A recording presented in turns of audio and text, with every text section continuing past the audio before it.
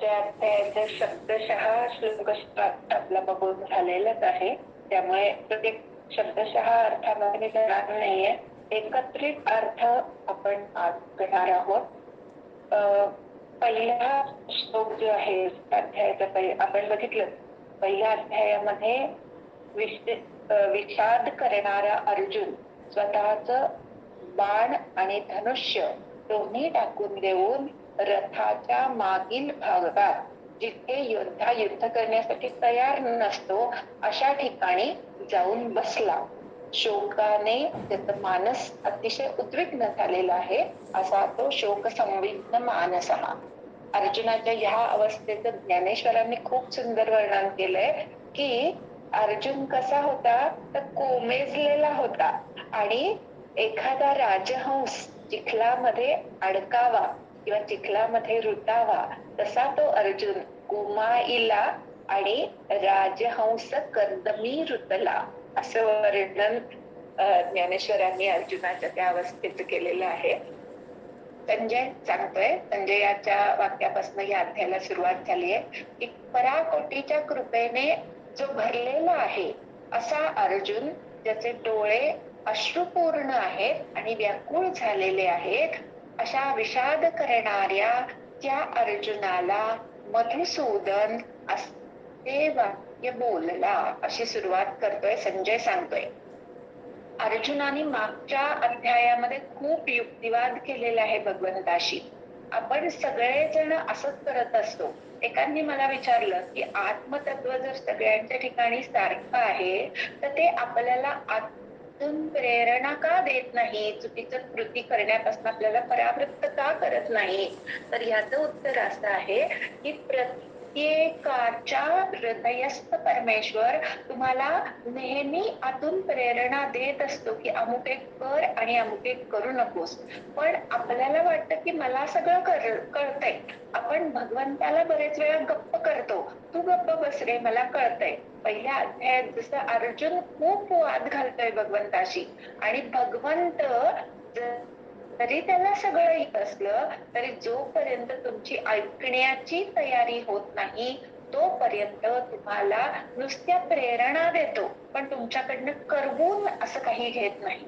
मनुष्याला आतून अनेक प्रेरणा मिळतच असतात सत्कर्म करण्याच्या, पण मनुष्य लोभापायी, कामापायी किंवा क्रोधापायी अशा हृदयातील प्रेरणांकडे दुर्लक्ष करतो आणि म्हणून कुकर्माला प्रवृत्त होतो. तिसऱ्या अध्यायामध्ये अर्जुनाने हाच प्रश्न विचारलाय की असं कोण आहे की जे आपल्याकडून पाप करवून घ्यायला प्रवृत्त करतं. तर त्याचं उत्तर भगवंतांनी दिलंय, काम क्रोधामुळे मनुष्य आतील परमात्म्याने दिलेल्या संकेतांकडे दुर्लक्ष करून पापाला प्रवृत्त होतो.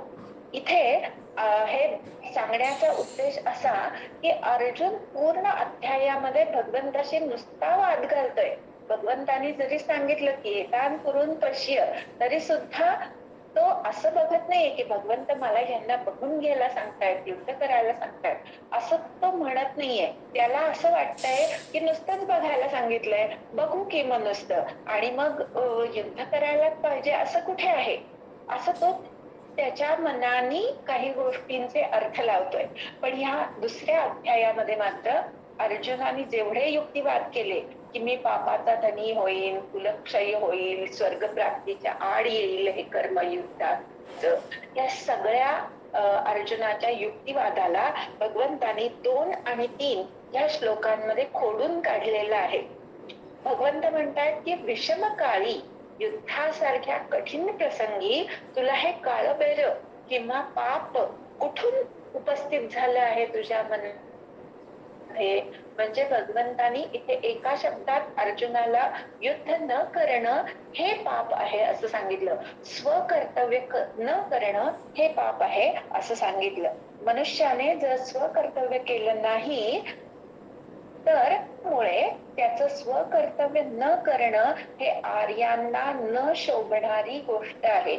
अनार्य दृष्ट म्हणजे आर्यांनी जे अंगीकारू नये अशी गोष्ट आहे असं सांगितलं. अस्वर्ग्य कर्तव्य न करता मनुष्य जर राहील तर ते त्याच्या स्वर्ग प्राप्तीच्या आड येणार आहे आणि असलेली कीर्ती घालवणार आहे, असं भगवंत इथे एकेका शब्दांमध्ये अर्जुनाचे युक्तिवाद खोडून काढतो. पुढे तर शाब्दिक फटकारा मारला आहे की अशा क्लिबतेला तू जाऊ नकोस. क्लिबता म्हणजे नपुंसकपणा किंवा भित्रेपणा. एखाद्या अत्यंत पराक्रमी व्यक्तीला लपणं किंवा भित्रा म्हणणं याच्यासारखा त्याचा खरं तर अपमान नाही, आणि तो अपमान भगवंताने इथे अर्जुनाचा केलेला आहे. आणि पुढे काय आहे ही क्लिबता, कुठून आली आहे तेही शब्दांमध्ये भगवंताने सांगितलंय की हृदयाचं हे दुबळेपण आहे ते टाकून उठ. तू कसा आहेस तर परंतप, शत्रूला ताप देणारा आहे. हा जो तिसरा श्लोक आहे ना तिथे पार्थच्या ऐवजी स्वतःचं नाव घालायचं आणि हा श्लोक रोज सकाळी उठल्याबरोबर म्हणायचा. म्हणजे जेव्हा जेव्हा विपरीत परिस्थितीने आपण खचून जातो तेव्हा तेव्हा भगवंत आपल्याला शाब्दिक फटकारे देत आहे आणि जीवनाचं युद्ध करायला सांगत आहे. हा त्यातनं आपल्याला संदेश मिळतो. आपण जितकं काही खचलेलं असो त्यातून पुन्हा एकदा उभं राहतो. अनेक ते आपल्या मनामध्ये आपलेच वाद चालू असतात, त्यात ते वाद बंद होतात आणि कुठला निश्चित काय आपल्या पुढे प्रश्न आहे हे आपल्यालाच कळतं. जेव्हा भगवंतानी तिसऱ्या श्लोकामध्ये अर्जुनाला दोन गोष्टी सांगितल्या की ही क्लिबता आहे, युद्ध न करणं हा भित्रेपणा आहे, तो टाकून दे. आणि भित्रेपणा कशामुळे येतो तर हृदयाला जेव्हा दुबळेपणा येतो तेव्हा भित्रेपणा येतो. हा हृदयाचा दुबळेपणा टाकून उठ असं भगवंतानी सांगितलं. जेव्हा भगवंत असे शाब्दिक फटकारे अर्जुनाला मारतो तेव्हा अर्जुनाला थोडीशी जाणीव होते की खरंच माझं काहीतरी चुकत असणार. नाहीतर संन्यास घेतो म्हटल्यावर भगवंतानी हो म्हणायला पाहिजे होतं, पण तसं काही भगवंत म्हणत नाहीये. म्हणजे माझी विचारधारा काहीतरी चुकतीये. मग त्यांनी जेव्हा प्रत्येक वेळेस जेव्हा मनुष्याला स्वतःच काहीतरी चुकतंय याची जाणीव होते तेव्हाच तो दुसऱ्याचं ऐकायला तयार होतो. जोपर्यंत आपल्याला वाटतं की मी शहाणा, मला येतंय सगळं, मला कशाला कोणी शिकवायचं, तोपर्यंत दुसऱ्यांनी सांगितलेला उपदेश आपल्याला कळतच नाही. म्हणून जेव्हा भगवंतानी फटकारलं तेव्हा अर्जुनाला थोडीशी कुठेतरी जाणीव झाली की आपलं काहीतरी चुकतंय. आणि मग त्यांनी जेव्हा विचार केला तेव्हा त्याच्या असं लक्षात आलं युद्ध करणं हे काही त्याच्यासाठी अवघड गोष्ट नाही. आतापर्यंत अशी अनेक युद्ध त्यांनी केलेली होती. अगदी कौरवांची, भीष्मांची, द्रोणाचार्यांशी सुद्धा अनेक युद्ध केलेली होती. पण आत्ताच जे युद्ध होतं ते वेगळ्या प्रकारचं युद्ध होतं आणि अशा युद्धामध्ये मरायचं किंवा मारायचं एखादं प्रासंगिक युद्ध नव्हतं ते. आणि म्हणून अशा वेळेस मरायचं किंवा मारायचं हा जेव्हा प्रश्न येतो तेव्हा चांगला मनुष्य किंवा सज्जन मनुष्य थोडासा विचार करतो की अरे मी करतोय ते बरोबर आहे की नाही. आणि असा विचार केल्यानंतर अर्जुनाच्या असं लक्षात आलं की युद्ध हा त्याचा प्रश्न नाहीच आहे, स्वर्ग प्राप्ती हाही त्याचा प्रश्न नाहीये. त्याचा मुख्य प्रश्न आहे की माझ्या समोर जी दोन कर्तव्य उभी राहिलेली आहेत त्यापैकी कुठल्या कर्तव्याची मी निवड करू, हा त्याच्या पुढे प्रश्न आहे. जेव्हा दोन्हीही सत्कर्म असतात आणि त्यापैकी एकाची निवड करायची वेळ येते तेव्हा मनुष्य डगमगतो.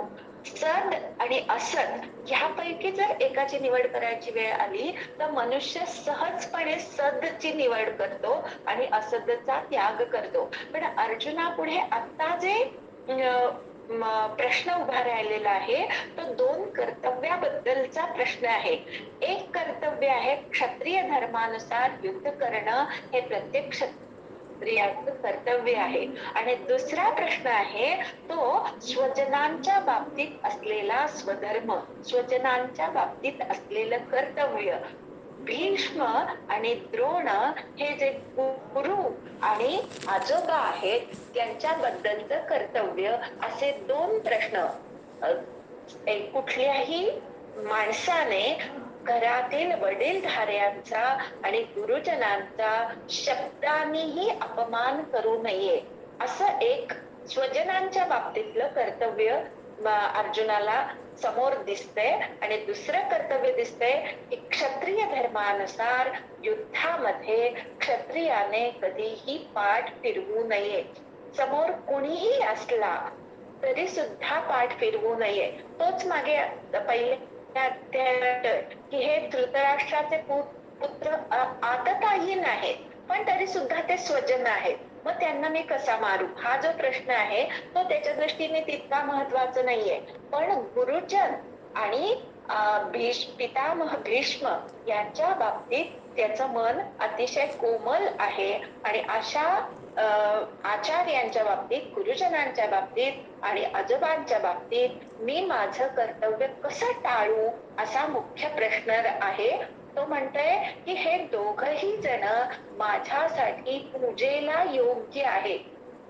पितामह भीष्मांनी पांडवांचं बालपणापासून अत्यंत प्रेमाने लालन पालन केलेलं होतं. त्यांच्या शिक्षणाची व्यवस्था सुद्धा द्रोणाचार्यांकडे पितामह भीष्मांनीच केलेली होती. वडील नसलेले पांडव त्यांना आजोबा ह्या नात्याने किंवा घरातल्या अतिशय श्रेष्ठ व्यक्ती ह्या नात्याने सर्व प्रकारे पितामह भीष्मांनी संरक्षण दिलेलं होतं. त्यामुळे आजोबा आणि नातवामध्ये जो एक ओलावा असतो, तो ओलावा पांडवांच्या ठिकाणी, अर्जुनाच्या ठिकाणी पितामह भीष्मांबद्दल होता. त्याचप्रमाणे द्रोणाचार्य ज्यांनी धनुर्वेद शिकवून अर्जुनाला अतिशय पराक्रमी योद्धा बनवलेलं होतं. अर्जुन तर म्हणतो, मी तो केला द्रोणांचा, आज मी जो काही आहे तो द्रोणाचार्यांमुळे आहे. अशा माझ्या गुरूंवर मी प्रतिहल्ला कसा करू.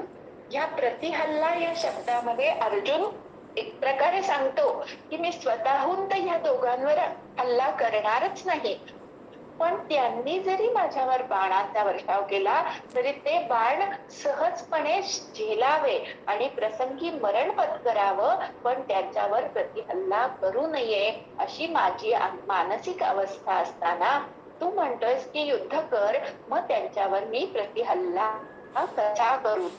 पुढच्या श्लोकात भगवंताला तो म्हणतो की अशा गुरूंना, आचार्यांना मारून रक्ताने माखलेले उपभोग आम्ही भोगायचे ना, ते भोगण्यापेक्षा त्यांना न मारता भिक्षान्न भोगणं हे जास्त श्रेयस्कर आहे, असं अर्जुन. आता अर्जुनाने पळवाट शोधली आहे बर का. जेव्हा दोन कर्तव्यांपैकी आपल्याला निवड करता येत नाही, तेव्हा सामान्य सज्जन माणूस तिसरंच काहीतरी शोधून काढतो. ते तिसरं जे असतं ते समाजमान्य असतं, पण त्या तिसऱ्याच्या निवडीमुळे त्याला स्वतःच कर्तव्य करण्यापासनं पळवाट सापडते. तशी पळवाट इथे अर्जुनाने शोधली आहे की गुरुजनांना मारणंही नको, पितामह भीष्मांनाही मारणं नको, अगदी कौरव जरी दुर्जन असले तरी बांधव आहेत ना, मग त्यांनाही मारणं नको. त्यापेक्षा त्या काळी संन्यास मार्गाला खूप महत्व होतं. त्या काळी अशी धारणा होती की ज्या क्षणी तुम्हाला वाटेल संन्यास घ्यावा, त्या क्षणी माणसाने उठावं आणि संन्यास घेऊन परमात्म्याच्या प्राप्तीसाठी निघून जावं. आता अर्जुनाला असं वाटायला लागलं की अरे ही तर चांगलीच संधी आहे, आपल्याला हे असलं काहीतरी पाप करण्यापेक्षा संन्यास घ्यावा आणि निघून जावं. अर्जुनाचा हा स्वभाव पूर्वी पण एकदा उफाळून आलेला आहे बरं का. जेव्हा त्याच्याकडनं युधिष्ठिर आणि द्रौपदीच्या एकांताचा भंग झाला, तेव्हा त्रिदंडी संन्यास घेऊन निघून गेलेला होता. आणि असा त्रिदंडी संन्यास घेऊन जेव्हा तो द्वारकेत आला आणि तिथे सुभद्रेचं विवाह होता, तेव्हा पुन्हा त्याने तो त्रिदंडी संन्यास सोडून दिला आणि सुभद्रेला घेऊन तो लग्न करून आला होता.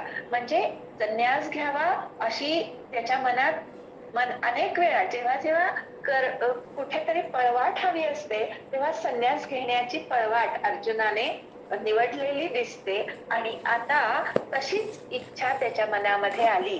पण हेही वाईट नाहीये. तो म्हणतोय की रुधिराने मागलेले उपभोग घेण्यापेक्षा मी वृत्ती संन्यस्त करतो आणि वनामध्ये निघून जातो, संन्यास घेऊन निघून जातो.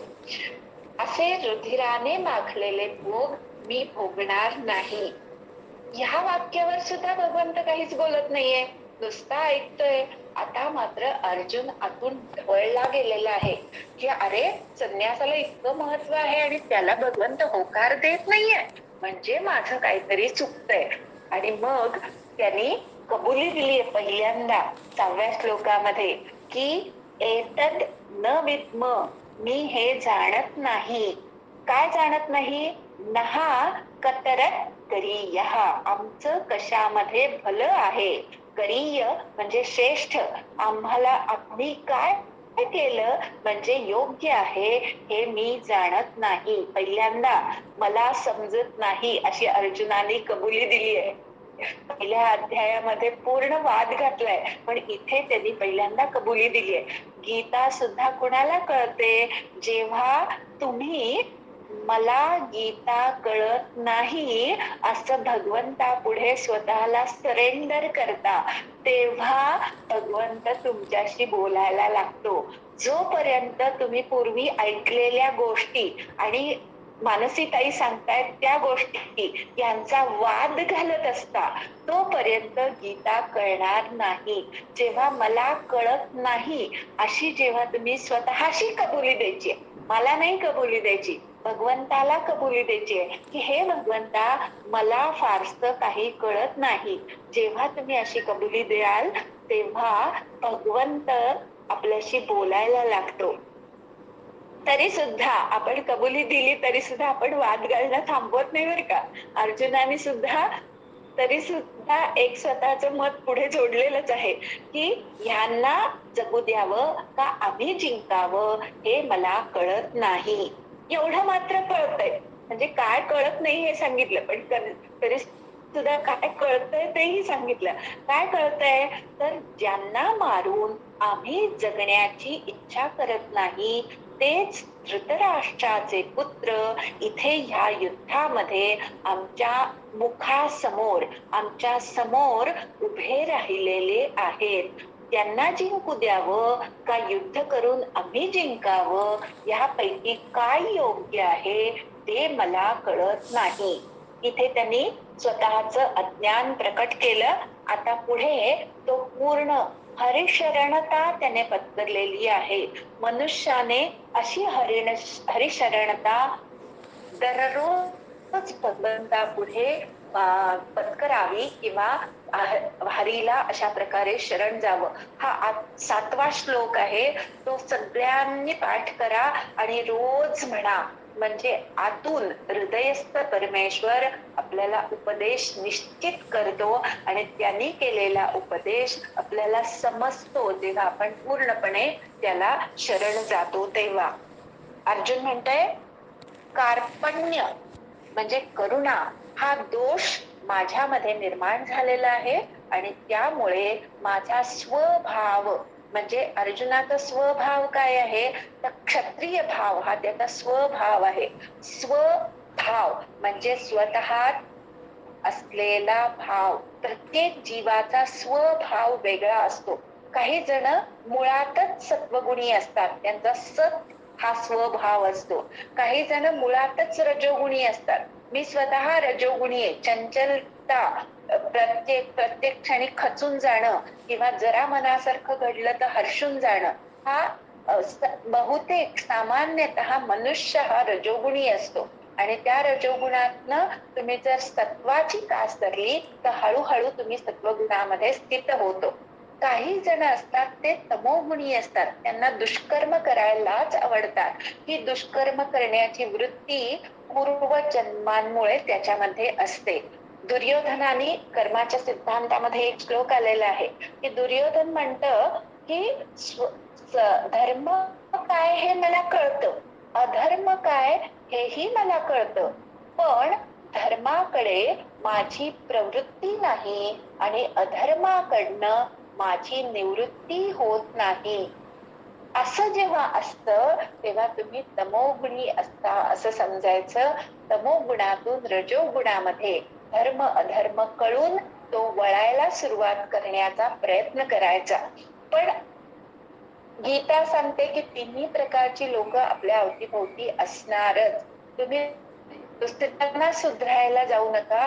स्वतः मध्ये असलेला स्वभाव ओळखा आणि तो स्वभाव जर तमोगुणी असेल तर त्याला रजोगुणामध्ये आणण्याचा प्रयत्न करा.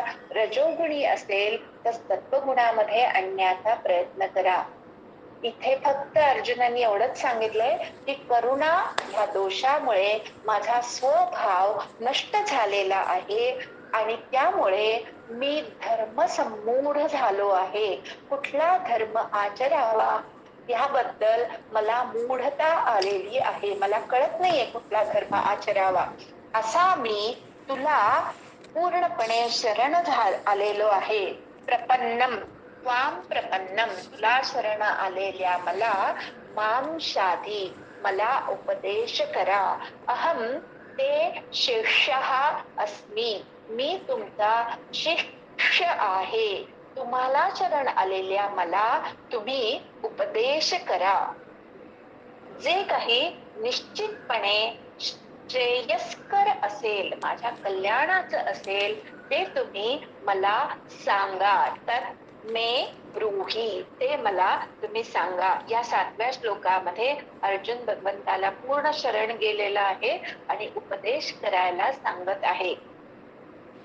मी पुढे तो म्हणतोय की मला असं दिसत नाहीये की जरी संपूर्ण भूमीचं शत्रुविरहित समृद्ध राज्य मिळालं किंवा देवांचं जरी अधिपत्य मिळालं तरी सुद्धा माझ्या इंद्रियांना सुखविणारा हा शोक नष्ट होईल असं मला काहीही दिसत नाही.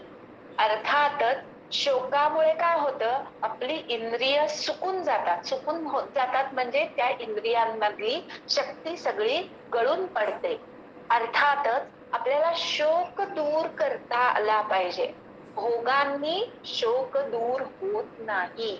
अर्जुन इथे स्पष्ट सांगतोय की अगदी देवतांचं राज्य जरी मिळालं तरी स्वजनांना मारण्यातून होणारा जो शोक आहे तो मला नष्ट होईल असं दिसत नाही. जेव्हा मनुष्य शोक करतो तेव्हा आपोआपच स्वकर्तव्यापासून दूर जातो. संजय सांगतोय असं ऋषिकेशाला तो गुडाकेश म्हणाला आणि न योच्य, बघा हा अजून सुद्धा अर्जुन स्वतःच पालुपर लावतोय. जरी शरण गेला तरी पूर्ण ऐकायला तो तयार नाहीये. तो म्हणतो मी युद्ध करणार नाही. त्याचं हे पालुपद काही संपलेलं नाही. न योच्य इति गोविंदम उक्त्वा, गोविंदाला मी युद्ध करणार नाही असं म्हणून तूष्णीम बभूव, म्हणजे तूष्णी म्हणजे स्तब्ध झाला.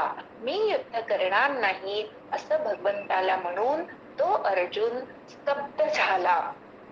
अशा त्या अर्जुनाला प्रहसन इव, मोठ्यांदी हसल्यासारखं करून ऋषिकेश इदं वचः उवाच, असे वाक्य बोलला. कुठे? उभयोः सेनयोः मध्ये, दोन्ही सैन्याच्या मध्ये त्या अर्जुनाला हसल्यासारखं करून भगवंत असे वाक्य बोलला. इथे भगवंताचं हास्य फार गूढ आहे बर का. की भगवंताला असं वाटतंय की आता याला उपदेश करायला हरकत नाही. आता हा नम्र झालेला आहे आणि म्हणून तो हसलेला आहे. एखादी आपण मागे बघितलं की वर्षभर एखाद्या मुलाला परीक्षेसाठी तयार केलंय आणि ऐन परीक्षेच्या वेळेस जर तो मुलगा आईला म्हणायला लागला की मी परीक्षाच देणार नाही, तर आईची जी अवस्था होते तशी अवस्था भगवंताची झालेली होती की पांडवांना युद्धासाठी तयार करण्यासाठी भगवंतांनी अनेक प्रयत्न केलेले होते आणि तरी सुद्धा ऐन युद्धाच्या वेळेस अर्जुन म्हणतोय की मी युद्ध करणार नाही. अशा वेळेस अर्जुनाची ती अवस्था बघून भगवंताला त्या मुलाच्या आईसारखी अवस्था झालेली आहे. आणि मग नंतर जेव्हा आई त्या मुलाचे अनेक प्रश्न सोडवते आणि मुख्य प्रश्न फक्त उरतात, तेव्हा त्याची उत्तरं ती आई देते आणि त्या मुलाला परीक्षेला बसवते. त्याप्रमाणे आता भगवंत हसला आहे, कारण आता मुख्य अर्जुनाचा जो प्रश्न आहे तो अर्जुनाला कळलेला आहे की भीष्म आणि द्रोणांविरुद्ध मी कसा लढू. आणि स्वतःचा दोषही त्याला कळलेला आहे की करुणा हा दोष आहे. करुणा ही इतर वेळेस खूप चांगली असते. आपण म्हणतो दया, करुणा ही हे सद्गुणांमध्ये मोडतं. पण जर ती करुणा किंवा ती दया अयोग्य वेळी आली तर तो सद्गुण सुद्धा दुर्गुण ठरू शकतो. हे अर्जुनाला आता कळलेलं आहे, म्हणूनही भगवंत हसलेले आहेत. आता भगवंत अर्जुनाच्या प्रश्नांची उत्तरं द्यायला सुरुवात करतात. पहिल्यांदा 11 ते 30 श्लोकांमध्ये सगळं संन्यास तत्वज्ञान किंवा सांख्य तत्वज्ञान भगवंतांनी सांगितलेलं आहे. सांख्य तत्वज्ञानानुसार सुद्धा मनुष्याने मेल्या चित्याचा शोक करू नये. कारण सांख्य तत्वज्ञान असं सांगतं की आत्मा कधीच मरत नाही आणि देहांचं रक्षण तुम्ही कितीही प्रयत्न केला तरी सुद्धा पूर्णपणे देहाचं रक्षण होऊ शकत नाही. कधी ना कधीतरी देह हा पडणारच आहे. ह्या तत्वज्ञानाची आठवण पुन्हा एकदा भगवंत अर्जुनाला करून देतात की तू जर सांख्य तत्वज्ञानानुसार संन्यास घ्यायचं म्हणत असशील तर तू अशोच्य गोष्टीचा शोक करत आहेस आणि प्रज्ञावंतांसारखा भाष्यसे म्हणजे बोलतो आहेस, पांडित्याच्या गप्पा करतो आहेस आणि ज्या गोष्टीचा शोक करू नये त्याचा शोक करत आहेस. कशाचा शोक पंडित करत नाहीत? गत आसू, गत म्हणजे गेले आहेत, आसू म्हणजे प्राण.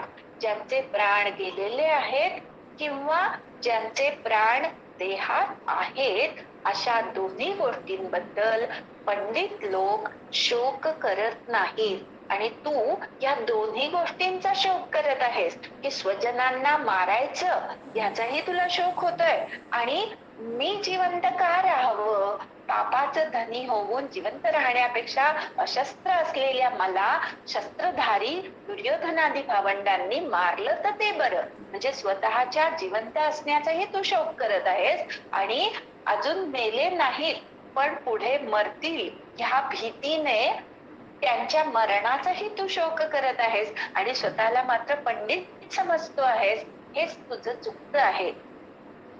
पंडिताने युद्धामध्ये जे मेले किंवा जिवंत राहिले या दोघांबद्दलही शोक करायचा नसतो. आत्मतत्वाच्या दृष्टीने तू, मी आणि हे राजे ह्यापूर्वीही होतो आत्मतत्व रूपामध्ये. मधल्या 100 वर्षाच्या काळात आपण देहामध्ये अवतरलो आणि पुढे पुन्हा सूक्ष्म रूपाने आत्मतत्व रूपाने भविष्यात सुद्धा आपण असणार आहोत. असं असल्यामुळे तू आत्मतत्वाच्या नसण्याचा शोक करू नकोस, कारण आत्मतत्व नव्हतं असं कधीही नव्हतं. 2 नकार म्हणजे 1 होकार. आता देहामध्ये जेव्हा आत्मतत्व येतं तेव्हा ते कुठल्या कुठल्या अवस्थांमधून जातं. स्थूल देहाच्या 3 अवस्था इथे सांगितलेल्या आहेत. स्थूल देह म्हणजे बाह्य आपला जो शरीर म्हणतो की ज्या देहाला मानसी हे नाव दिलं गेलं आहे, त्या देहाच्या 3 अवस्था काय आहेत ते भगवंत सांगतात. एक कुमार अवस्था म्हणजे बाल्यावस्था, नंतर यौवन अवस्था तारुण्य आणि तिसरी अवस्था आहे जरा अवस्था. या 3 अवस्था स्थूल देहाच्या आहेत, बाह्य दिसणाऱ्या देहाच्या ह्या 3 अवस्था आहेत. पण चौथी एक सूक्ष्म अवस्था असते, ती सूक्ष्म अवस्था सूक्ष्म देहाला असते. ही अवस्था आहे दुसऱ्या देहाला धारण करणे. ही चौथी अवस्था या आधीच्या 3 अवस्थांप्रमाणेच चौथी अवस्था आहे, फक्त ती न दिसणारी अवस्था आहे. त्यामुळे आपल्याला ती कळत नाही. पण जसं बाल्यावस्थेतनं आपण सहजपणे तारुण्यात येतो आणि तारुण्यावस्थेतून सहजपणे वृद्धावस्थेत जातो. तितक्याच सहजपणे जीवात्मा एका देहाला सोडून देऊन जर्जर झालेल्या उपभोग घेता न येणाऱ्या देहाला सोडून जाऊन नवीन देह धारण करतो. ही चौथी अवस्था आहे. ही जरी सूक्ष्म अवस्था असली तरी त्या अवस्थेबद्दल जे धीर म्हणजे बुद्धिमान आहेत ते मोहित होत नाही. योगशास्त्रानुसार असं म्हटलं जातं की नाभीच्या खाली आणि स्वाधिष्ठान चक्राच्या या मधल्या भागामध्ये एक अंगठ्या एवढा प्रकाशमान जीवात्मा असतो.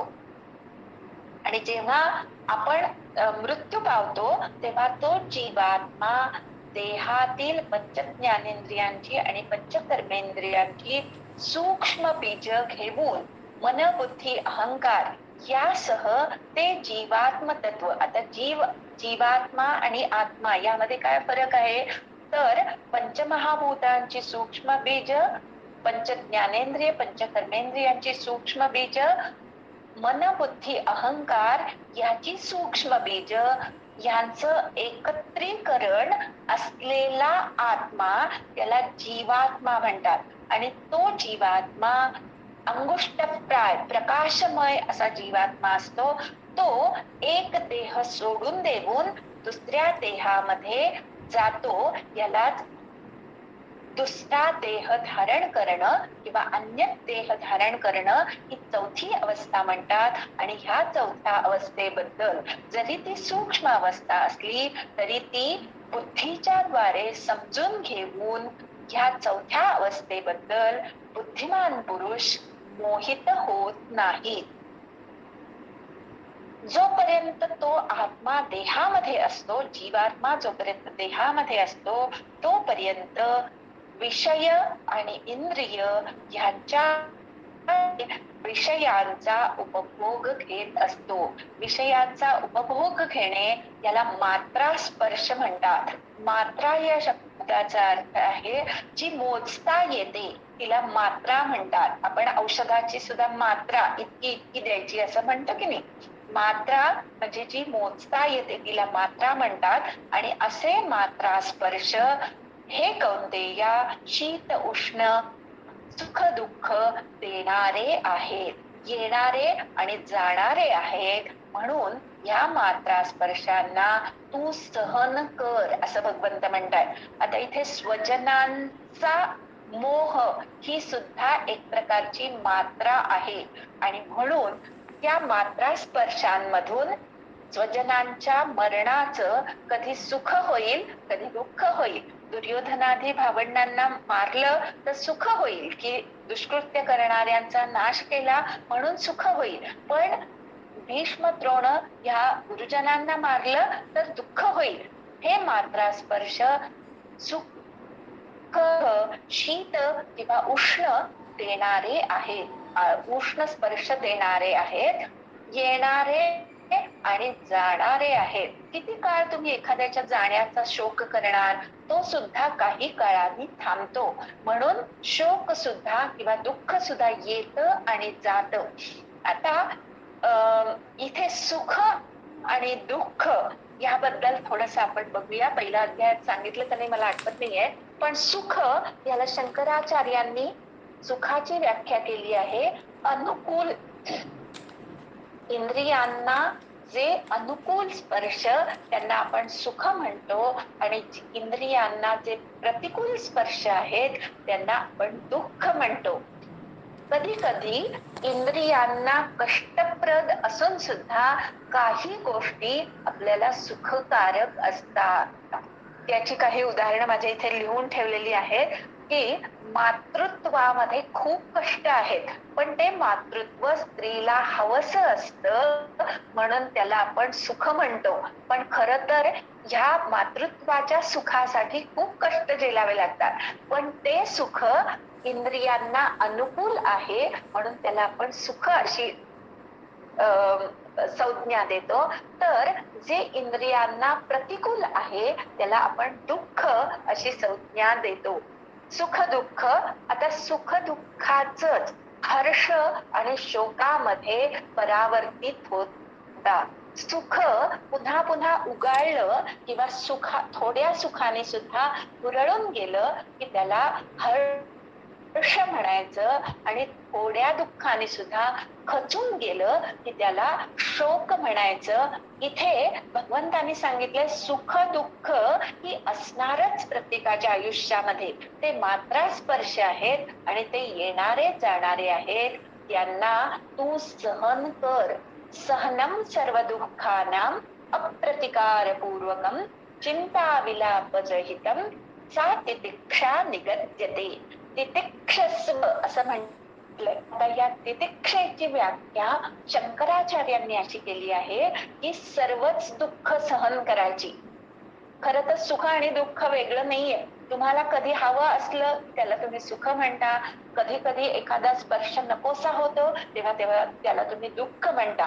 म्हणून सुख दुःखांना एकत्रित शंकराचार्यांनी दुःख अशीच व्याख्या दिलेली आहे की सर्वच दुःखांना सहन करायचं. कसं सहन करायचं? तितिक्षा कधी होतं सहन करणं? चिंता विलापरहितम अप्रतिकारपूर्वकम. प्रतिकार करायचा नाही दुःखांचा. प्रतिकार करणे, करून ठेवणे, त्याला प्रतिकार करणे म्हणायचं. मी मागे पण सांगितलेलं की एखादी व्यक्ती आवडत नसेल आणि ती जर समोरच्या रस्त्याने येणार असेल तर आपण बरेच वेळा रस्ता बदलून जातो.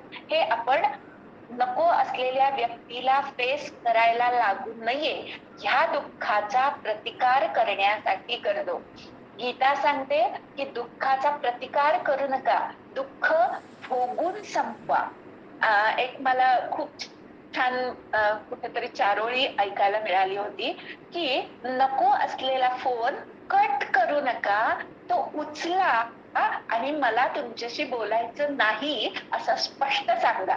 आपण इतकं धैर्य दाखवत नाही. आपण बरेच वेळा असा फोन कट करतो. हे केल्याने तो पुन्हा फोन वाजत राहतो आणि तुमचा खूप वेळ त्या नको असलेल्या गोष्टीच्या दारांमध्ये जातो. असं करू नका. जी गोष्ट तुम्हाला त्रासदायक आहे तिला तुम्ही फेस करा, त्याचा प्रतिकार करू नका. चिंता विलापरहितम. चिंता काय करतो? आज मी हे दुःख भोगलं, उद्या पण तेच मला भोगायला लागेल काय, अशी चिंता करतो. अशी चिंताही करू नका आणि विलापही करू नका की माझ्याच वाट्याला का हे दुःख आलंय, मी तर एवढा सज्जन आहे, मी तर एवढं चांगलं देवाचं करतो, तरी सुद्धा माझ्या वाट्याला हे दुःख का आलंय, असा विलाप सुद्धा करू नका. खर तर सज्जनाने जास्तीत जास्त दुःख यावी अशी भगवंताकडे मागणी करावी. कुंतीने अशी भगवंताकडे मागणी केलेली होती, हे भगवंता मला जास्तीत जास्त दुःख दे. कारण दुःखाच्या क्षणी आपण भगवंताची आर्ततेने प्रार्थना करतो. म्हणून कुंतीने दुःख मागितली होती. सज्जनांना सुद्धा दुःख का जास्त मिळतात याचं कारण हेच आहे की भगवंताला सज्जनांना स्वतःकडे आकर्षण घ्यायचं असतं. जास्त तीव्रतेने त्यांनी भक्ती करावी अशी भगवंताची इच्छा असते. म्हणून अशी दुःख आपल्या आयुष्यात येतात. यांचा विलाप करू नकोस असं शंकराचार्य तितिक्षेची व्याख्या सांगताना म्हणतात. अर्थातच 3 प्रकारे तुम्ही दुःख जर सहन करत असाल तर ती तितिक्षा आहे. एक, प्रतिकार करायचा नाही, दुसरं चिंता करायची नाही आणि तिसरं विलाप करायचा नाही. अशी जीवनातली सुख दुःख, शीत उष्ण सगळं तू सहन कर असं भगवंतांनी इथे सांगितलं. जे धीर पुरुष अशा दुःखांनी किंवा सुखांनीही व्यथित होत नाहीत असे धीर पुरुष अमृतत्वाला म्हणजे मुक्तीला अधिकारी होतात. असे धीर पुरुष मुक्त होण्याच्या मार्गावर पुढे वाटचाल करतात.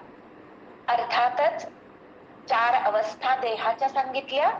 त्यानंतर जीवात्मा देहात असेपर्यंत सुख दुःख असणारच, ती आपण सहन केली पाहिजे. आणि जो कोणी सुख दुःखांना सहन करतो आणि बुद्धी स्थिर ठेवतो अशी व्यक्ती मोक्षाचा अधिकारी होतो. इथपर्यंत सांख्य तत्वज्ञानानुसार एक एक पायरी कसं वर चढायचं ते भगवंताने सांगितलं. जे आहे त्याचा कधीही अभाव असत नाही. जे सत आहे, आत्मतत्वाला सत म्हटलं जातं, त्याचा कधीही अभाव नसतो. आणि देह जो आहे त्याला असत म्हटलं जातं. असत म्हणजे वाईट या अर्थाने नव्हे, तर जे सतत बदलणार आहे अशा देहाला खर तर अस्तित्व नाही. सायन्सच्या दृष्टीने सुद्धा 7 वर्षांनी आपला पहिला देह पूर्ण नष्ट होऊन नवीन देह निर्माण झालेला असतो. देहातली प्रत्येक पेशी 7 वर्षानंतर मरून नवीन पेशी आलेली असते. म्हणून कुमारावस्थेमधून तारुण्यामध्ये पदार्पण होतं. ते 14व्या वर्षानंतर तारुण्य दिसायला लागतं. 7-7 असं 2दा बदल झालेले असतात. म्हणून बाल्यावस्थेतून तारुण्यामध्ये असे मी काय सांगत होते की जे नष्ट होणार आहे, बदलणार आहे, त्याला अस्तित्वच नाही.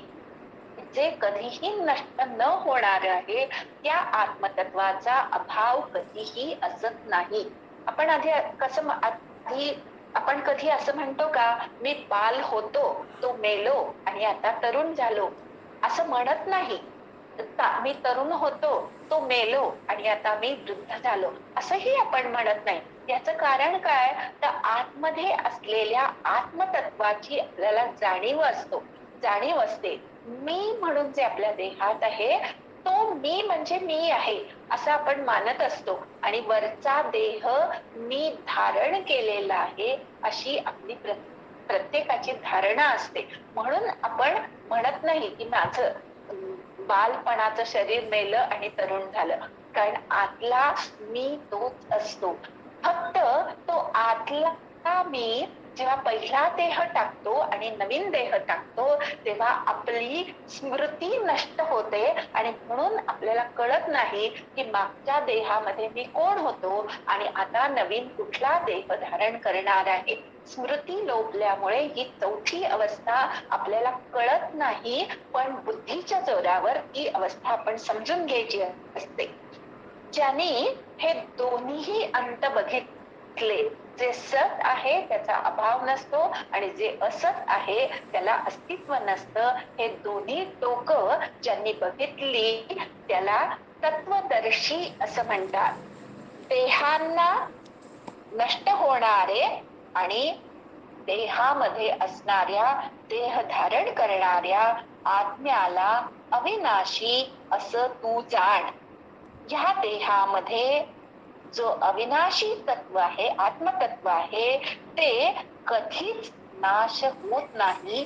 त्या अप्रमेय असणाऱ्या, अंत नसणाऱ्या, नित्य असणाऱ्या त्या देहाला, त्या आत्मतत्वाला तू जाणून घे आणि मग तूच मला सांग की कोण आणि कसं ह्या आत्मतत्वाचा घात करणार आणि हे आत्मतत्व कसं बरं दुसऱ्याला तरी मारणार. अर्थातच देह नाशिवंत आहेत, त्यांचा मोह धरू नकोस. देहानी जरी घात केला तरी सुद्धा आत्मतत्व कुणाला मारतही नाही आणि मरतही नाही. तू जे देहाला मी मानतो आहेस तिथेच तुझी चूक होत आहे. तू देह नसून तू आत्मा आहेस. म्हणून मग अर्जुनाने विचारलं ना की आम्ही जिंकावं का त्यांना जिंकू द्यावं, तसा अर्जुनाला भगवंतानी प्रश्न विचारला की तूच सांग की जो कोणी हे दोन्ही जाणतोय तो कम घातयती हंतिकम, कोण आणि कुणाला कसं मारणार. कुणी आत्मतत्व रूपाने जर तू स्वतःला समजत असशील तर आत्मतत्व जन्मालाही येत नाही, मरतही नाही आणि एकदा होऊन पुन्हा नष्ट झालं आणि पुन्हा झालं असंही आत्मतत्वाबद्दल होत नाही. आत्मतत्व हे जन्मरहित आहे, नित्य आहे, शाश्वत आहे, पुराण म्हणजे फार पूर्वीपासून असलेलं असून सुद्धा नवीन नवीन रूप धारण करणार. म्हणून पुरा असून नवीन रूप धारण करणार, म्हणून पुरा न असं ते आहे. शरीरे हन्यमाने न अन्यते. शरीर जरी मारलं गेलं तरी हे आत्मतत्व मारलंही जात नाही, पुन्हा जन्मालाही येत नाही. इथपर्यंत आत्मत्वाबद्दल खूप विवेचन अर्जुनाला सांगितलं भगवंतानं. या आत्मतत्वाला वेद अविनाशिनम, नाश न होणाऱ्या या आत्मतत्वाला तू जाणून घे. एनम अजम अव्ययम, जन्मरहित असणाऱ्या, अव्यय असणाऱ्या, नित्य असणाऱ्या ह्या आत्मतत्वाला तू जाणून घे. हे पार्थ, कथम कम घातयती अंती कम, कोण आणि कसं बरं ह्या आत्मतत्वाला मारू शकणार किंवा त्याच्यावर घाव तरी कसा कोण घालणार, आणि हे आत्मतत्व तरी कुणाला कसं बरं मारणार. आता हे पहिला देह नष्ट होऊन दुसरा देह धारण करणं, हे एका रूपकामध्ये भगवंत अर्जुनाला समजून सांगतायत. ज्याप्रमाणे जीर्ण झालेली वस्त्र मनुष्य टाकून देतो आणि नवीन वस्त्र धारण करतो, त्याप्रमाणे आत्मतत्व जीर्ण झालेले देह टाकून देतो आणि नवीन देहांमध्ये प्रवेश करतो. इथे गृह्णाती आणि संयाती असे दोन शब्द आलेले आहेत. गृह्णाती म्हणजे घेतो, जे घ्यायचं ते बाहेरून घ्यायचं असतं, आणि संयाती म्हणजे प्रवेश करतो.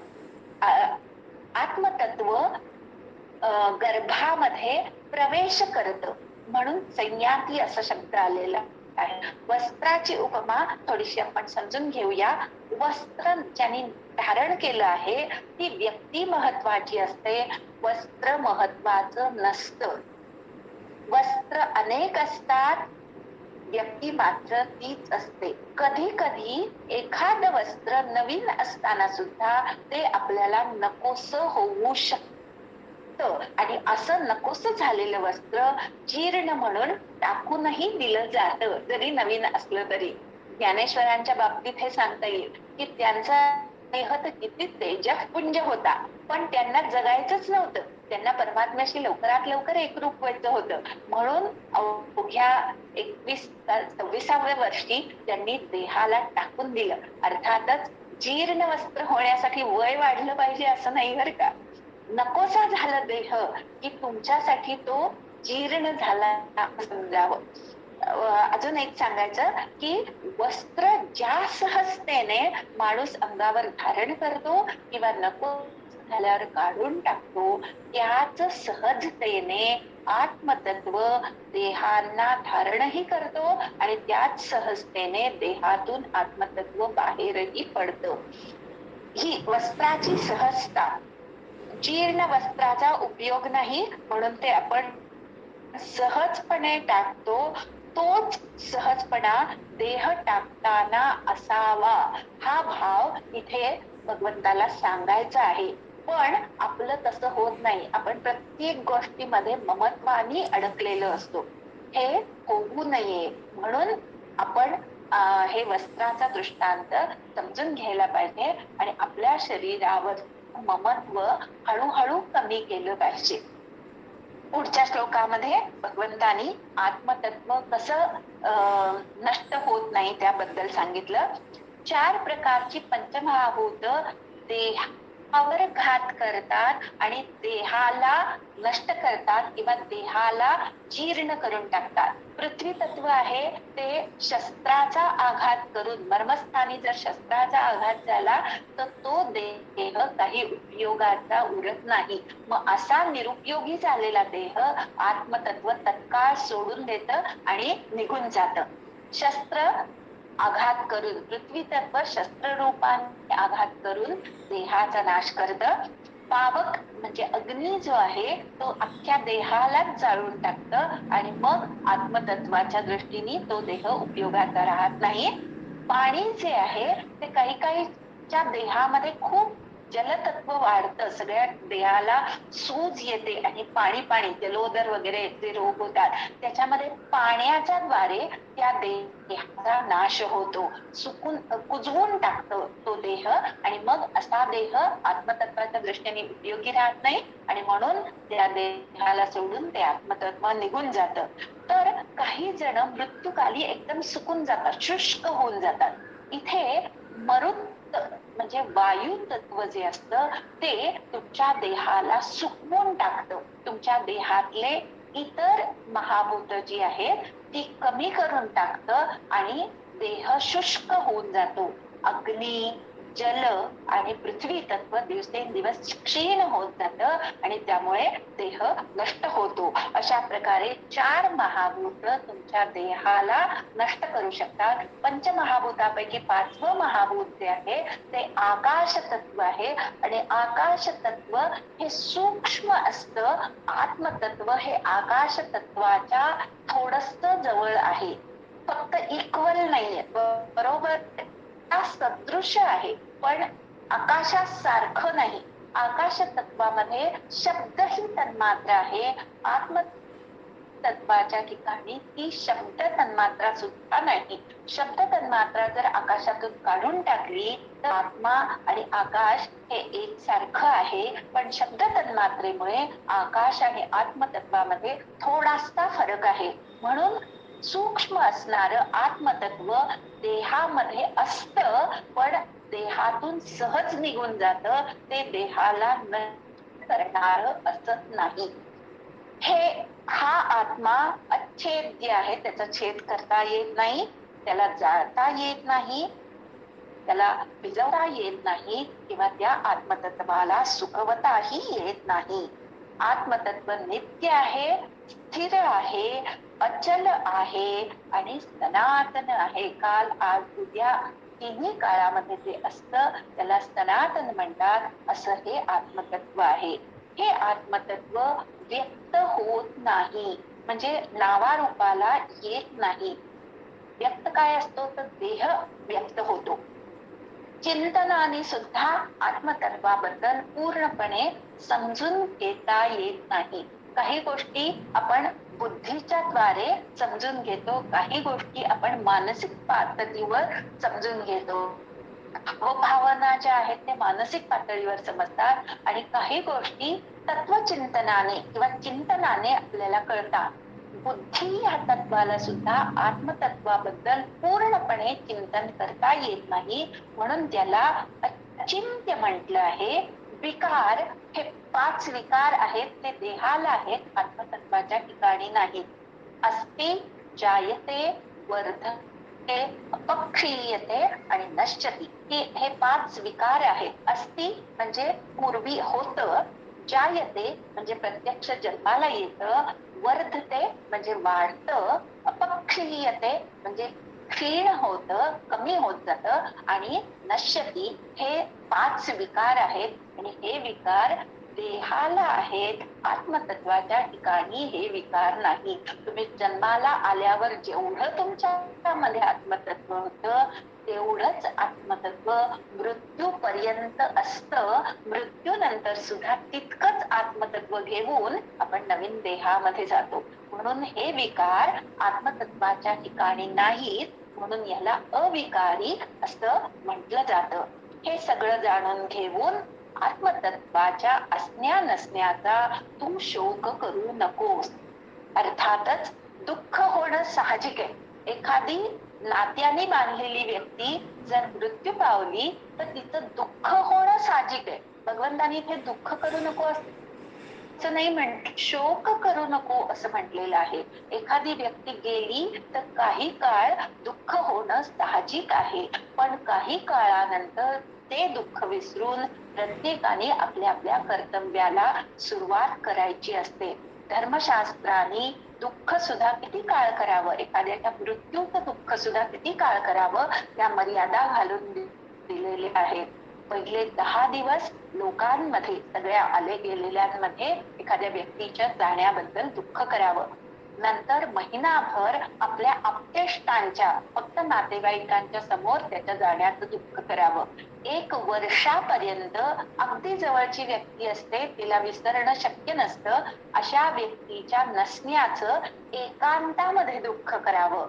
पण 1 वर्षानंतर एकांतात सुद्धा दुःख करू नये असं धर्मशास्त्रांनी दुःखाची सुद्धा मर्यादा घालून दिलेली आहे. इथे भगवंत सांगतायत की हे सगळं जाणून घेऊन तू शोक करणं योग्य नाही. अर्जुन अनुशोचितून पुन्हा पुन्हा शोक करतायत, नुसतं एकदा शोक नाही करत, पुन्हा पुन्हा शोक करतायत, ते योग्य नाही. आत्मतत्वाच्या अमरत्वाचं किंवा आत्मतत्वाच्या जन्मरहित मृत्यूरहित असण्याचं सगळं तत्वज्ञान इथपर्यंत भगवंतांनी सांगितलं. सांख्य तत्वज्ञानानुसार मेल्या जित्याचा शोक का करू नये ते भगवंतांनी इथे सांगितलं. आपल्याला सगळ्यांना हे तितकंस पटत नाही.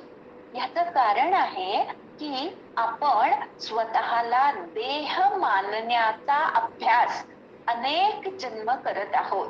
आता बहुतेक हा पहिला जन्म असेल की आपल्यातल्या आत्मतत्वाची आपल्याला थोडीशी जाणीव झालेली आहे. म्हणून आपण अनेक जन्म स्वतःचा देह नष्ट होतो ह्याच गोष्टीला जास्त आपण महत्व दिलेलं आहे. म्हणून आत्मतत्वाच्या अमरत्वाचं तितकंस ज्ञान आपल्याला नाही. पण ज्यांनी काही जन्म आत्मतत्वाचा अभ्यास केलेला आहे अशी लोक देहभावातून चटकन बाहेर होतात. अर्जुनाने पण हा आत्मतत्वाचा खूप चांगला अभ्यास गुरुगुरुही केलेला होता. भगवंतांनी त्याची पुन्हा एकदा इथे आठवण करून दिलेली आहे. पण भगवंत काही असा एकांगी नाहीये बरं का. तो असं नाही म्हणत की असाच विचार केला पाहिजे. एखाद्याला नाही पटलं हे आत्मतत्वाचं तत्वज्ञान, तरी सुद्धा जो तुम्ही विचार करताय त्या विचारानुसार सुद्धा भगवंत अर्जुनाला सांगतात की तू शोक करणं योग्य नाही. तू जरी आत्मा आणि देह वेगळा मानत नसशील, दोन्ही एकच आहेत असं मानत असशील आणि नेहमी या देहरूपी आत्म्याला जन्माला येणार आणि मरणारा असं मानत असशील, तरी सुद्धा तू त्याचा शोक करणं योग्य नाही. भगवंत दुसरं मत सुद्धा विचारात घेत आहेत बरं का. बौद्ध धर्मानुसार देह आत्मा वेगळा मानत नाहीत ते, आणि मृत्यूनंतर काही गती आहे असंही मानत नाही. मग असं जर एखाद्याला वाटत असेल तर त्याने सुद्धा एखाद्याच्या मरणाचा शोक करू नये. का तर जो जन्माला आला आहे तो कधी ना कधीतरी मृत्यू पावणारच आहे, आणि जो मृत्यू पावला त्याला पुढचा जन्म निश्चित आहे. या दोन्ही अर्थाने शोक करणं योग्य नाही. तुम्ही एखाद्याला युद्धामध्ये मारणार नाही, पण नैसर्गिक मृत्यू त्याचा तुम्ही टाळू शकत नाही. या अर्थाने तुम्ही मेल्या चित्याचा किंवा जन्माला आलेल्याचा किंवा मरणाचा शोक करणं योग्य नाही. कारण जन्म आणि मरण हे दोन्ही अपरिहार्य आहे. ज्ञानेश्वरांनी म्हटलंय की रहाट गाडगं जसं फिरत असतं, ती मडकी भरलेली आहे ती नंतर रिकामी होतात आणि रिकामी झालेली पुन्हा भरतात. त्याप्रमाणे जन्म मृत्यूचं रहाट गाडगं सतत चालू असतं. मग त्याबद्दल शोक करणं योग्य नाही. भूत मात्र प्रथम अव्यक्त दशेमध्ये असतात, मधल्या काही काळात व्यक्त दशेत म्हणजे देहभावावर येतात आणि पुन्हा नंतर ते अव्यक्त दशेमध्ये भटकत असतात. मग ह्या मधल्या 100 वर्षाच्या काळाबद्दल दुःख करणं योग्य नाही. आपण मनुष्य देह धारण करण्यापूर्वी जीवात्म रूपाने कित्येक जन्म कित्येक वर्ष भटकलेलो आहोत.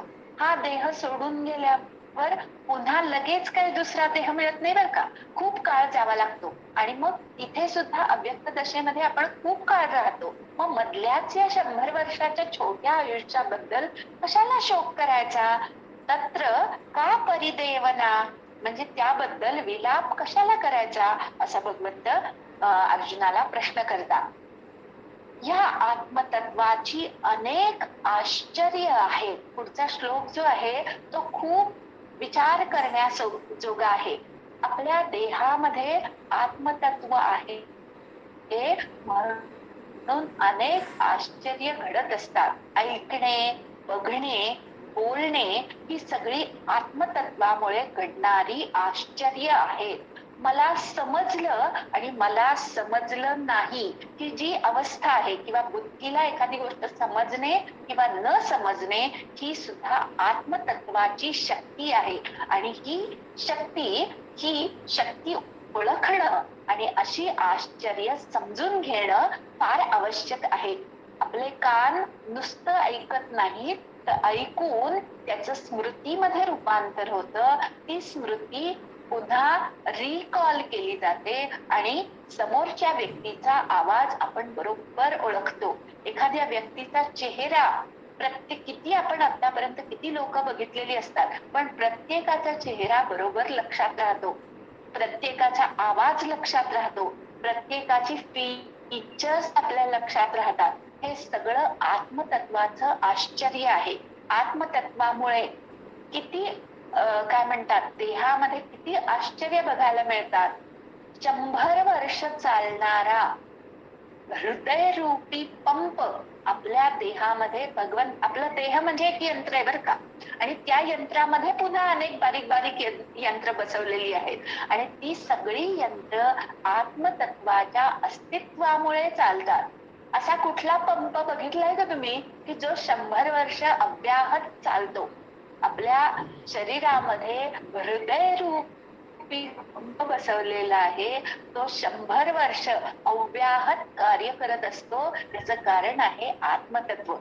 आपल्या पोटामध्ये अग्नी आणि पाणी ही 2 विरुद्ध महाभूत एकत्र धरून ठेवली आहेत. तेही आत्मतत्वाचं आश्चर्य आहे. आपण जो श्वास घेतो त्या श्वासातून फक्त आवश्यक असणारा ऑक्सिजन शोषून घेणं फुफ्फुसांच्या ठिकाणी, आणि अनावश्यक असलेला कार्बन डायऑक्साईड बाहेर टाकणं, हे भात्याचं काम आत्मतत्वामुळे फुफ्फुसांमध्ये केलं जातं. ही अनेक आत्मतत्वाची आश्चर्य आपल्याला अनुभवता येतात. अजून एक आश्चर्य प्रत्येकामध्ये आपण अनुभवू शकतो. जलतत्व किंवा काय लिक्विड जे आहे ते उताराकडे वाहतं, हे आपण बघतो. उतार जिथे असेल तिकडे पाणी धावतं, पण आपल्या देहामध्ये अंगठ्याकडून रक्त हृदयाकडे ओढलं जातं किंवा मेंदूपर्यंत ओढलं जातं. हे कशामुळे? तर उलटा प्रवाह चालवण्याची शक्ती सुद्धा आत्मतत्वामध्ये आहे. आपल्याला हसता येतं, मनुष्याला हसता येतं, हेही आत्मतत्वाचं एक वैशिष्ट्य आहे. आणि सगळ्या जीवांमध्ये फक्त मनुष्य तत्वाला हे अजब आश्चर्य दिलेलं आहे भगवंतानी. म्हणून ह्या हास्याचा जास्तीत जास्त उपयोग करा. तुम्ही जेव्हा हसत असता तेव्हा तुमच्यातलं आत्मतत्व समोरच्या पर्यंत जाऊन पोहोचतं. अशी आत्मतत्वाची अनेक आश्चर्य आहेत. ही आश्चर्य ज्याला बघता येतात ती व्यक्ती सुद्धा आश्चर्यवत. काही जण वदती, आपल्या सगळ्यांनाच बघता येतं असं नाही, पण बघून त्याबद्दल बोलता येणं ही असं ज्याला जमतं तोही आश्चर्यकारक आहे. बोलून ऐकता येणं हेही एक आश्चर्य आहे. गीतेमध्ये जे सांगितलं आहे त्याचा अनुभव घेता येणं हे पहिलं आश्चर्य सांगितलं. अनुभव घेतला, गीता शिकलात, प्रत्येक जण शिकतोय, त्याचा अनुभव घेतला आणि मग शिकवता येणं म्हणजे वदणं. गीता शिकणारे आमच्याकडे खूप झाले, 400-500 लोकांनी गीता शिकले, पण त्यातले काही ठराविक 50-100 लोकच फक्त शिक्षक झालेली आहेत. म्हणजे वदता येणं हे दुसरं आश्चर्य. म्हणून 400 पैकी 40 लोकांनाच हे आश्चर्य अवगत करता येतं. आणि अजून पुढचं आश्चर्य की ऐकता येणं. तुम्ही सगळे जण आहात ते ह्या 3ऱ्या पायरीवर आहात की गीतेतलं जे तत्वज्ञान आहे ना, ते ऐकणं हे सुद्धा सहज नाहीये. ते सुद्धा समजून घ्यायला किंवा ऐकायचं धैर्य टिकायला सुद्धा एक प्रकारची योग्यता लागते. आणि म्हणून आत्मतत्वाबद्दल ऐकता येणं हे सुद्धा किंवा ऐकून समजणं हे सुद्धा एक आश्चर्य आहे. आणि मग आता आपण इतकं तासभर बोलतोय आत्मतत्वाबद्दल, तुम्ही मला सांगा किती कळलं? मी स्वतः सांगेन इतकी वर्ष बोलतेय, पण अजून सुद्धा मला पूर्ण आत्मतत्व समजलेलं नाही. हे ज्याला समजलं तोही एक आश्चर्य. अशी या चारच ओळी आहेत, पण त्यातनं अनेक अर्थ निघतात. हे सगळं सांगून झालं, आत्मतत्वाचं विवेचन झालं. शेवटच्या 30व्या श्लोकामध्ये सारांश सांगतात की देहामध्ये राहणारा देही हा नित्य अवध्य आहे, त्याला कधीच मारता येत नाही. हा देही सर्वांच्या देहामध्ये आत्मतत्वाने राहत असतो. म्हणून सर्वच भूतमात्रांबद्दल तू शोक करणं योग्य नाही. पुढे स्वधर्माबद्दल विचार करून सुद्धा तू शोक करणं योग्य नाही, हे भगवंत पुढे 31 ते 36 श्लोकांमध्ये सांगतात. स्वधर्म म्हणजे स्वतःच कर्तव्य. प्रत्येक जीवाला स्वतःच कर्तव्य आधी ओळखता आलं पाहिजे.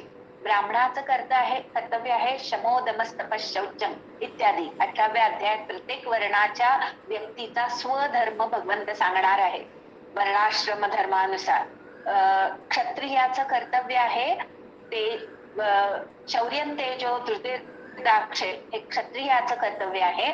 नंतर वैश्याचं कर्तव्य आहे ऋषी गौरक्ष वाणिज्य, आणि शूद्राचं कर्तव्य आहे सेवा करणं, हे शूद्राचं कर्तव्य आहे. की ह्या कर्तव्यालाच गीतेनी स्वधर्म म्हटलंय. अर्जुनाचा स्वधर्म आहे क्षत्रिय धर्म, आणि क्षत्रिय धर्मानुसार तू कंप पावणं योग्य नाही. धर्मयुद्धापेक्षा क्षत्रियाला अधिक श्रेयस्कर असं काहीही नसतं. जो तुमचा स्वधर्म असतो त्यानुसार तुमच्या पुढे कर्तव्य प्राप्त झालेलं असतं. ते कर्तव्य केल्याने तुमची बुद्धी प्रगल्भ होते, तुम्हाला ज्ञान होतं. ज्ञानाच्या द्वारे कर्तव्य करून सुद्धा कर्तव्याच्या पाप पुण्याचा लेप तुमच्या बुद्धीवर लागत नाही.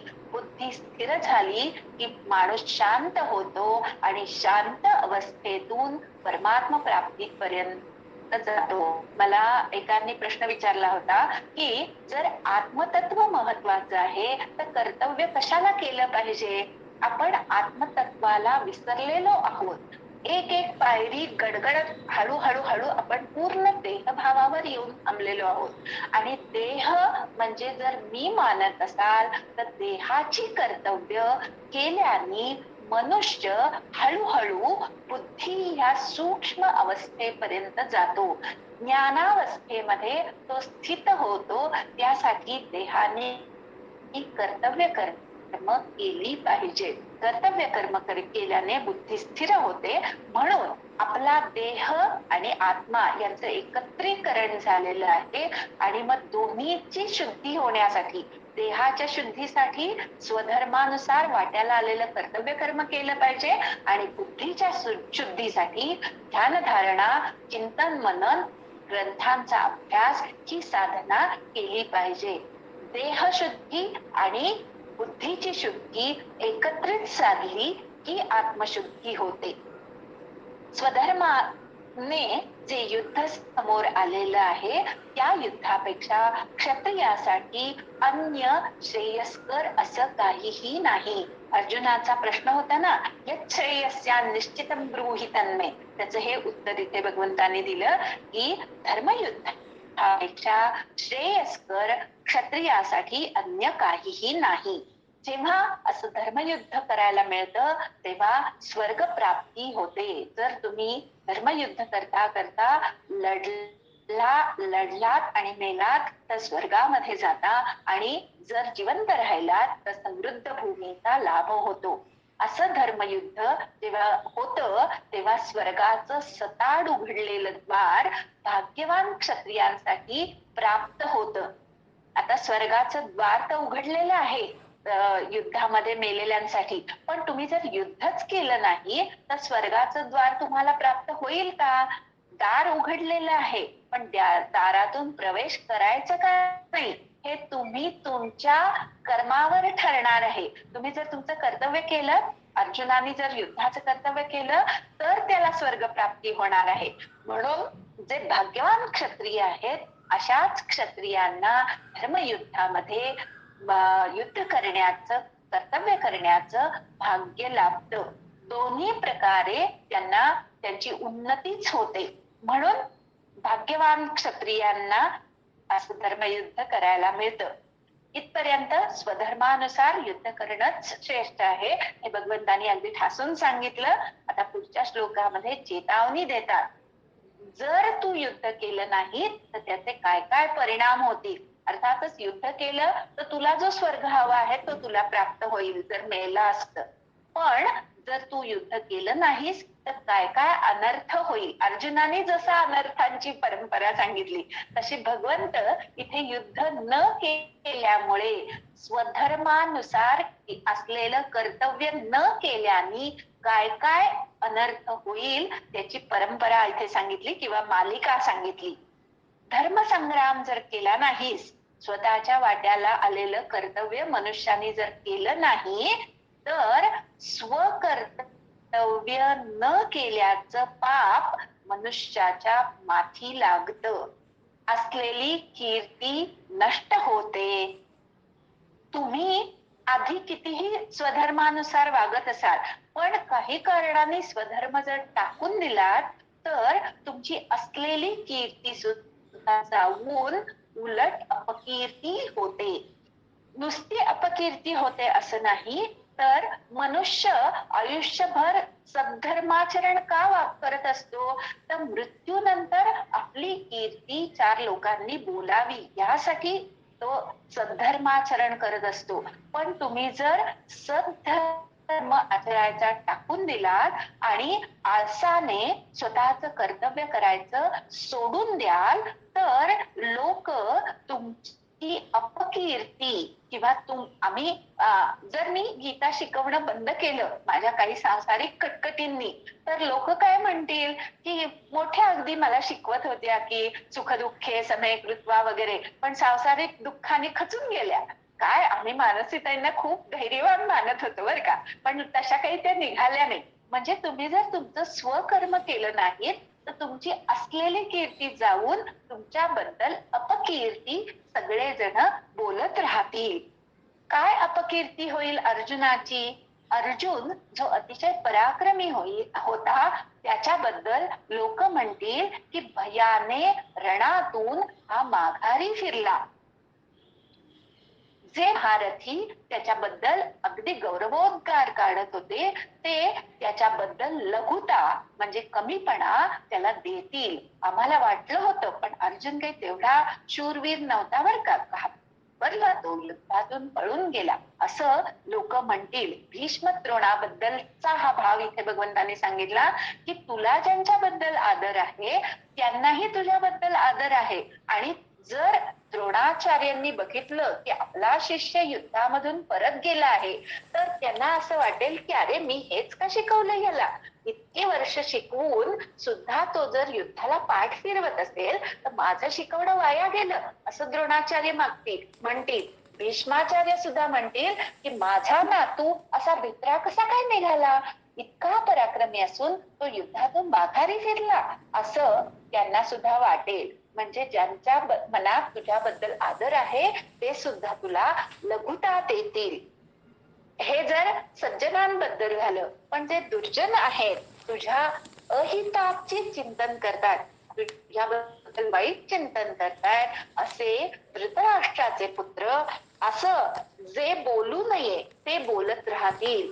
तुझ्याबद्दल घाबरला, मित्रा होता, बृहन्नडा रूपाने राहिला होता, त्यामुळे नपुंसक होता, असं तुझ्याबद्दल जे बोलून नये, त्या पराक्रमी व्यक्तीबद्दल जे बोलू नये ते बोलत सुटतील, तुझ्या सामर्थ्याची निंदा करतील. ह्याच्यापेक्षा अजून दुःख तर सज्जनासाठी काय असणार आहे. म्हणून 37व्या श्लोकात सांगितलं की मेलास तर स्वर्ग प्राप्त करून घेशील, जिंकलास तर मही म्हणजे पृथ्वीचा उपभोग घेशील. अर्जुनाचं पालुपद न योध्य, भगवंताचं पालुपद तस्माद उत्तिष्ठ कौंतेय. म्हणून हे कौंतेया उठ. कसा उठ? कृतनिश्चय युद्धाय, युद्धासाठी कृतनिश्चय करून, म्हणजे केला आहे ज्याने निश्चय असा तो, असा होऊन तू युद्धासाठी उठ. हे जे वाक्य आहे इथे सुद्धा कौंतेयाच्या जागी स्वतःच नाव घालायचं. आणि जेव्हा जेव्हा आपल्याला डिप्रेशन येईल, जेव्हा जेव्हा एखादं कर्म करू नये, काही अर्थ नाहीये या जीवनामध्ये, असं जेव्हा जेव्हा आपल्याला वाटेल तेव्हा तेव्हा स्वतःलाच समजायचं, उठ, कर्तव्य कर. कर्तव्य करत असताना मरण आलं तर स्वर्ग प्राप्ती होईल. आणि जर कर्तव्य झाल्यानंतर जगला वाचलास तर तुझं आयुष्य समृद्ध होऊन जाईल. कितीही अवघड युद्ध समोर आलं तरी डगमगून जाऊ नको. कृतनिश्चय युद्धाय युज्यस्व. उत्तिष्ठ, स्वतःला उठवायचं आणि कर्माचा कंटाळा न करता कामाला लागायचं. तत्सत. आज आपण 37व्या श्लोकापर्यंत बघितलं. पुढचा भाग उद्या बघूया. थांबूया, प्रार्थना करूया. नंतर कोणाचे काही प्रश्न